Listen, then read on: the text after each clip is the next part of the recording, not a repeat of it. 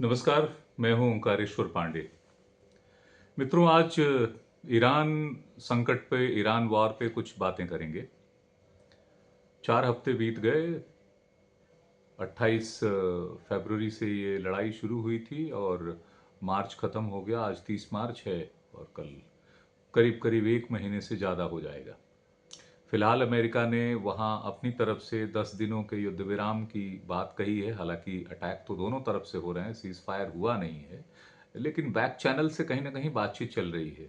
और बातचीत ये चल रही है कि प्रेसिडेंट ट्रंप या किसी लीडर के साथ बातचीत नहीं हो रही है, बल्कि पेंटागन और कतर के जो अधिकारी हैं उनके बीच बातचीत चल रही है, और देशों से भी चल रही थी।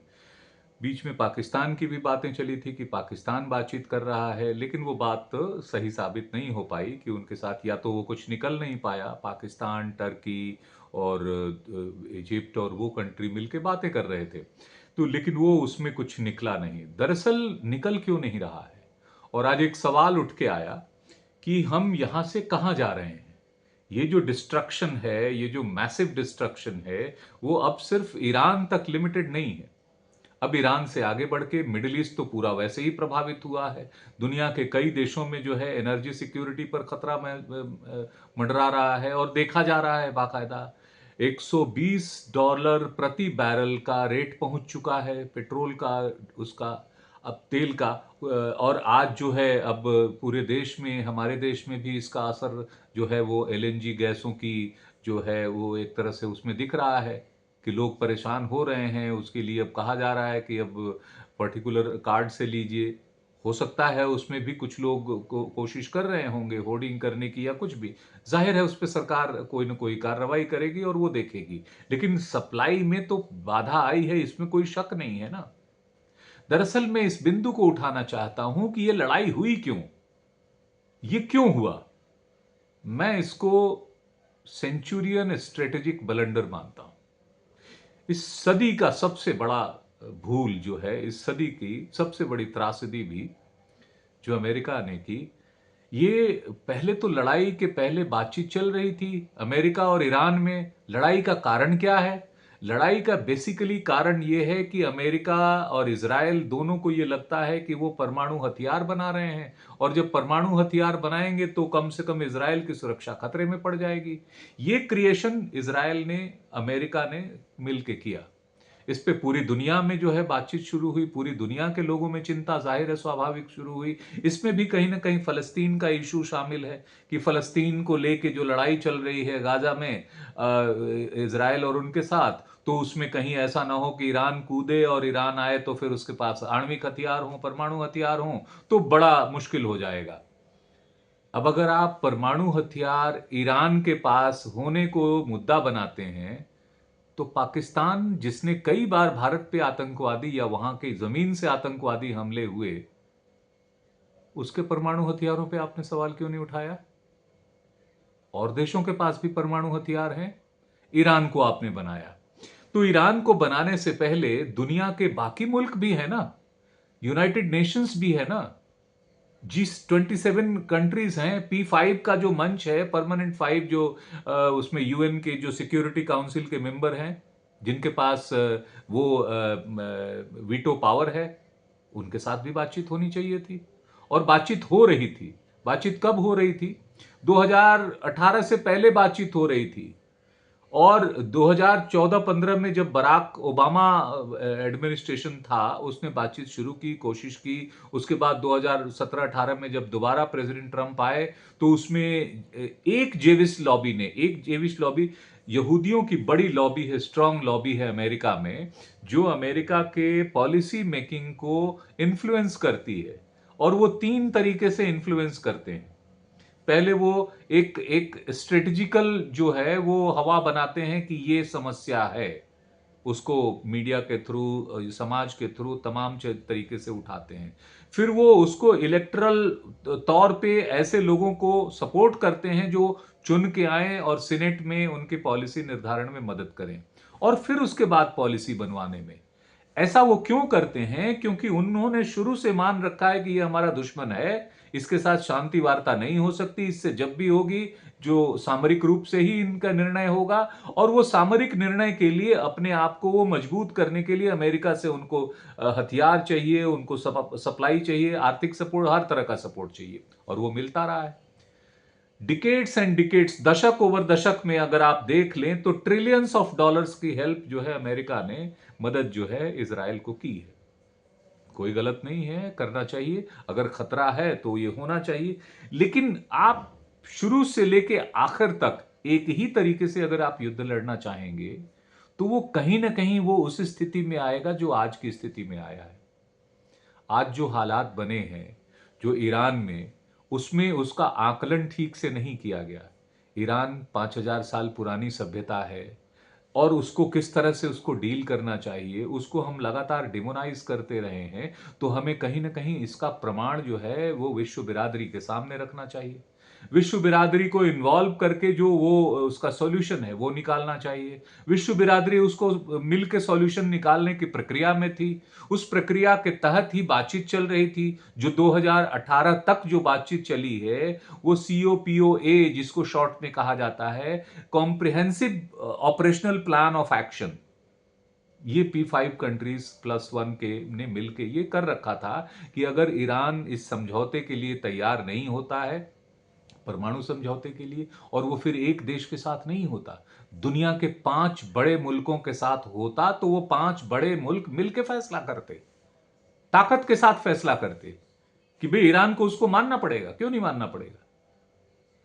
वो भी समझौता एक दौर में पहुंचा, अचानक अमेरिका उससे पीछे हट जाता है 2018 में, और उसके बाद यूनिलेटरल, वो सिर्फ वहीं से नहीं पीछे हटता, बल्कि पूरे मिडिल ईस्ट में जो एक नाटो की सेनाएं थी साथ में, वो अकेले सेंटकॉम जो है सेंट्रल कमांड ऑफ अमेरिका हो जाता है, और उसके नेतृत्व में अब वो धीरे धीरे अकेला डोमिनेट करने लगता है कि अब उसको कब डिसीजन लेना है, कब ऑपरेशन करने हैं, कब अटैक करने हैं।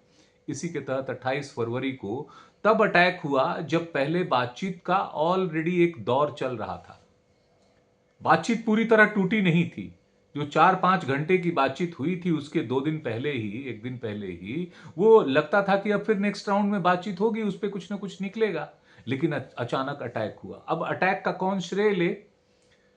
जब अटैक हो गया और लगा कि हाँ अब गलत हो गया, तो फिर लोगों ने इजराइल को ब्लेम करना शुरू किया कि ये इजराइल के कहने पे अमेरिका ने किया है। प्रेसिडेंट ट्रंप ने यहाँ थोड़ी ईमानदारी दिखाई और कहा कि नहीं नहीं, इजराइल ने नहीं कहा, I would have taken decision, maybe I could have taken decision. तो उन्होंने कहा। अब जब 3-4 हफ्ते गुजर गए हैं, तो अब उनको जो लग रहा है कि फंस गए हैं, तो वो तो अपने वॉर सेक्रेटरी को कह रहे हैं कि पीट्स, यू सेड इट कि लेट्स डू इट। तो पीट्स कह रहे हैं कि वो जवाब नहीं है उनके पास।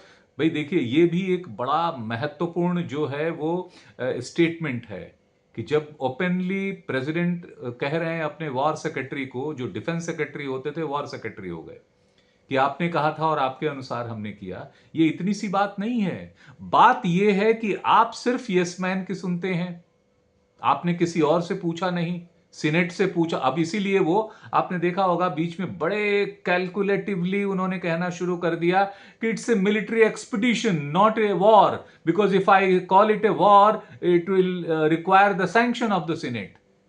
सीनेट का सैंक्शन नहीं है, संसद से आपने मंजूरी नहीं ली है। इतने बड़े स्तर पर आप युद्ध में जा रहे हैं, उसके लिए जो बाकायदा मंजूरी लेनी होती वो नहीं है। तो अब उसको सैन्य अभियान का दर्जा दे रहे हैं कि नहीं, ये हमला नहीं है, अभियान है, युद्ध नहीं है, एक सैनिक वो है। ये गलती है। ये जो मैं इसीलिए कहता हूं स्ट्रेटेजिकल भूल है, क्योंकि आपको प्लान ही नहीं मालूम कि आज आप युद्ध विराम की चर्चा कर रहे हैं। क्यों कर रहे हैं? क्यों? क्योंकि अंत में तो युद्ध विराम पे ही आना है, अंत में तो वार्ता की मेज पर ही आना है। तो वार्ता की मेज पे आखिर में आना है, तो हम शुरू में ही क्यों ना आए? तो फिर आपने अयातुल्ला खुमैनी का सफाया कर दिया, उनके पूरे लीडरशिप का सफाया कर दिया, उनके बारे में जो कहा वो ठीक है, पूरी दुनिया उसको देख रही है। लेकिन आप उसको जस्टिफाई करेंगे ना कि हमने अचीव क्या किया वॉर से। क्या वहां के परमाणु संयंत्र खत्म हो गए? क्या ईरान झुक गया? क्या आपको वहां के हारमुज पे उस पे कंट्रोल मिल गया?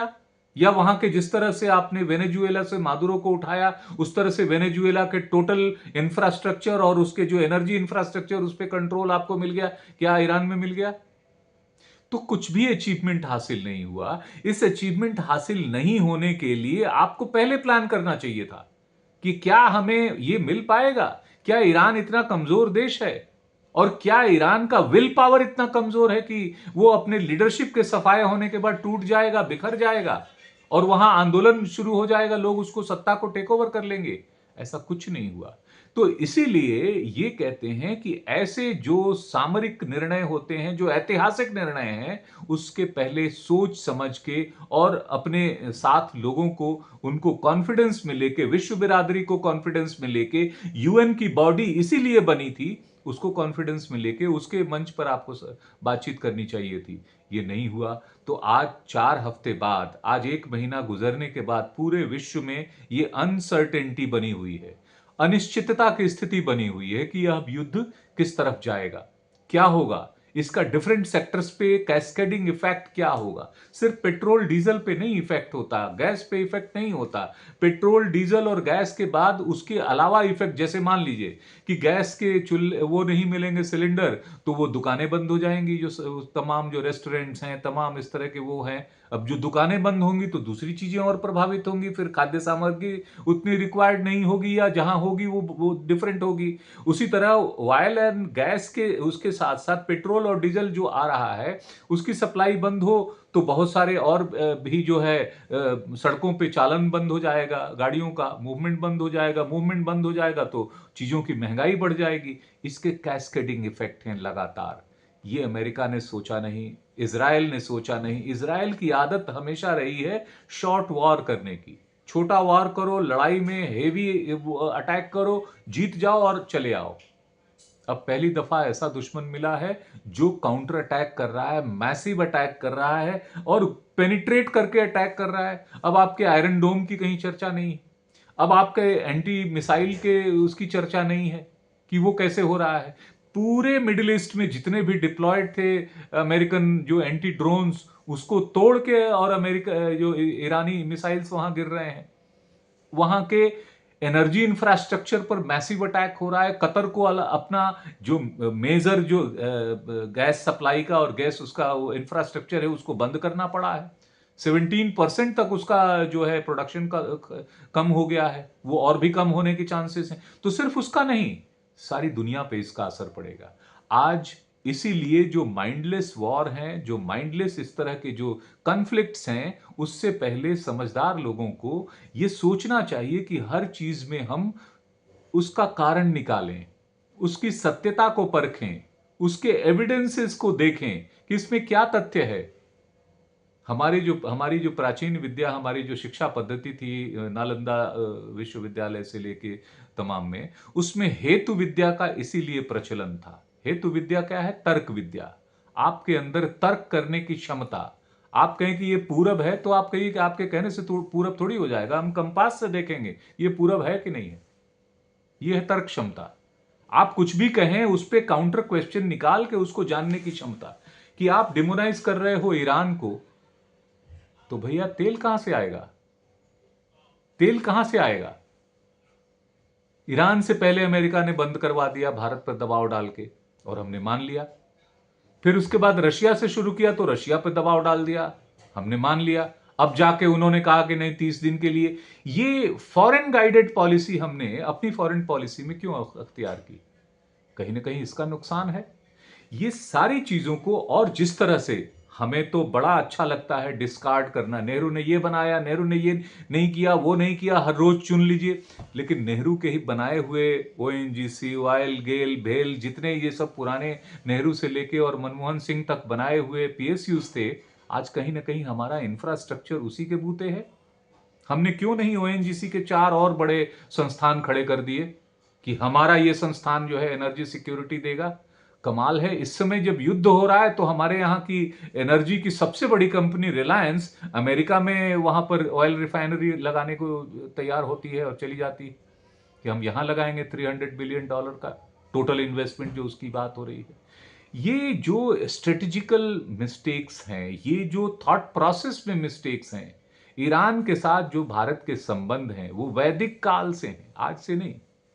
हमारे यहां जो सप्त सिंधु कहा जाता था वो हफ्त हिंदू कहते थे, तो सप्त सिंधु से हिंदू हो गया।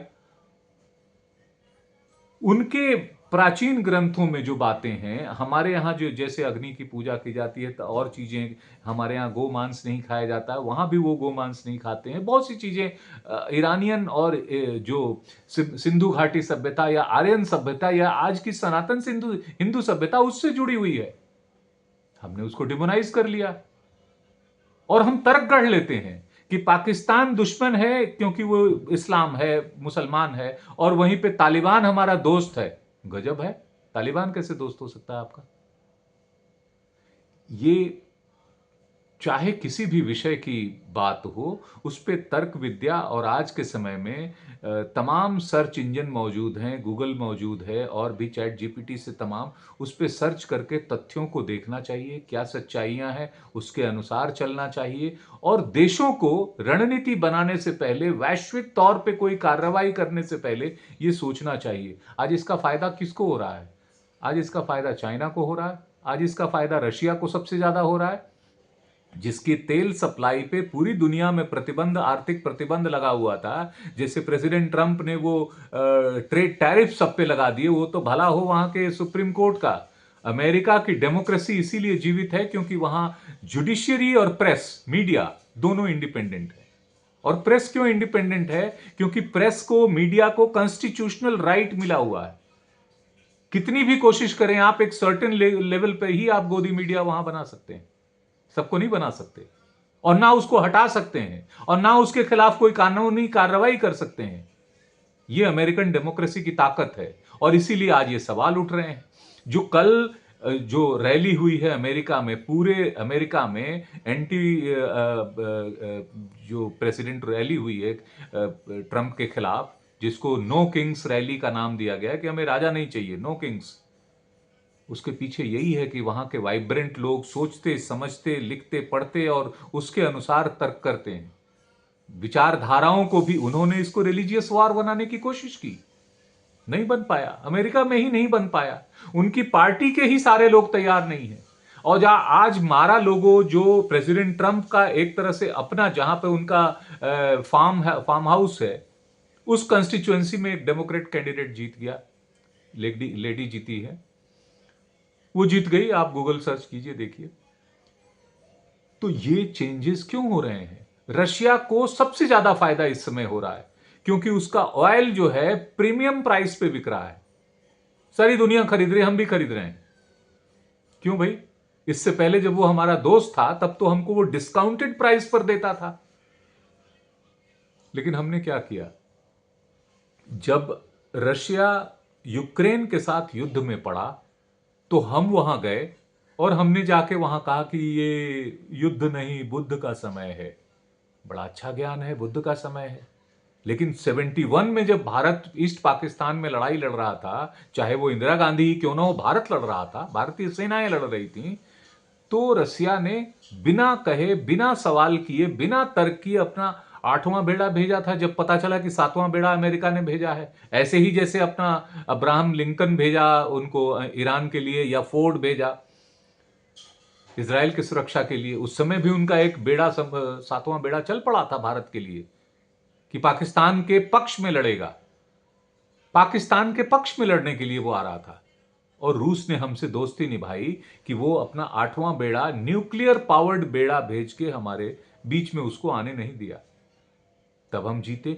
ऐसे टाइम टेस्टेड फ्रेंड को उसकी लड़ाई के समय में आप जाके कहेंगे कि युद्ध नहीं, बुद्ध का समय है। दिल टूट गया उसका। दिल टूट गया तो उसके बाद उसने पाकिस्तान से दोस्ती कर ली, पाकिस्तान के मिलिट्री के साथ अलायंस उसके बाद उसने शुरू किए हैं। इस तरह की स्ट्रेटेजिक भूलें हम करेंगे।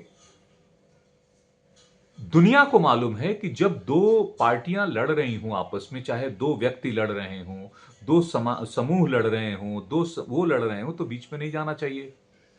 आप लड़ाई के ऐन वक्त, एक दिन पहले आप पहुंच गए वहां पे तेल अवीव में, इजराइल में।